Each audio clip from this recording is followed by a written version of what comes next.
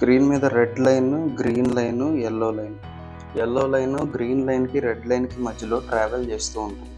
ఎప్పుడైతే yellow line పైనున్న red లైన్‌ని టచ్ చేస్తుందో అప్పుడు మనకి షార్ట్ సిగ్నల్ జనరేట్ అవుతున్నట్టుగా మనం రాసుకున్నాం.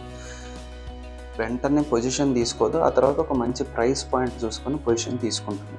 అలాగే ఎప్పుడైతే యెల్లో లైన్ గ్రీన్ లైన్‌ని టచ్ చేస్తుందో అప్పుడు ఆ పొజిషన్ ఎగ్జిట్ అవ్వడానికి టైం వచ్చినట్టు.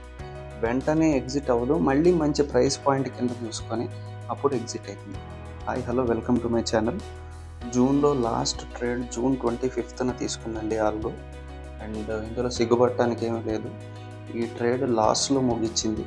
అయితే ఆ లాస్ ఎలా జరిగిందనేది చూద్దాం.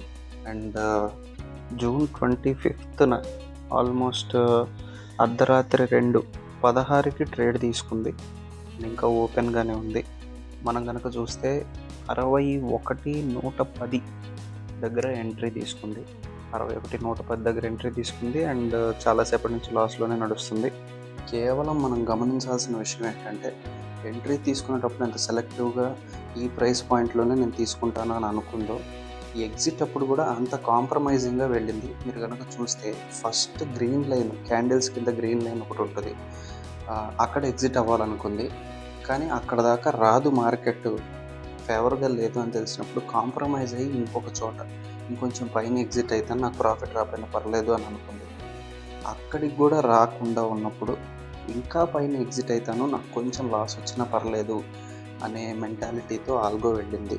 సో ఇలా కాంప్రమైజ్డ్ ఎగ్జిట్స్ పెట్టుకుంది. అండ్ మనం కనుక చూస్తే ఆల్మోస్ట్ ఒక 12,000 మైనస్లోనే ఎగ్జిట్ అయింది. అగైన్ ఇది పేపర్ ట్రేడ్స్ మాత్రమే, ఇంకా ఆల్గో టెస్ట్ రన్లో ఉంది. అయితే అది డిఫరెంట్ ఈవెంట్స్కి ఎలా బిహేవ్ చేస్తుంది అనేది మనం టెస్ట్ చేస్తున్నాము. ఫస్ట్ టైం ఛానల్కి వస్తే సబ్స్క్రైబ్ చేసుకోవడం మర్చిపోవద్దు. మీకు ఏదైనా డౌట్స్ ఉన్నా కూడా మన మెయిల్కి మెయిల్ చేయండి, నేను రిప్లై ఇస్తాను. Thank you.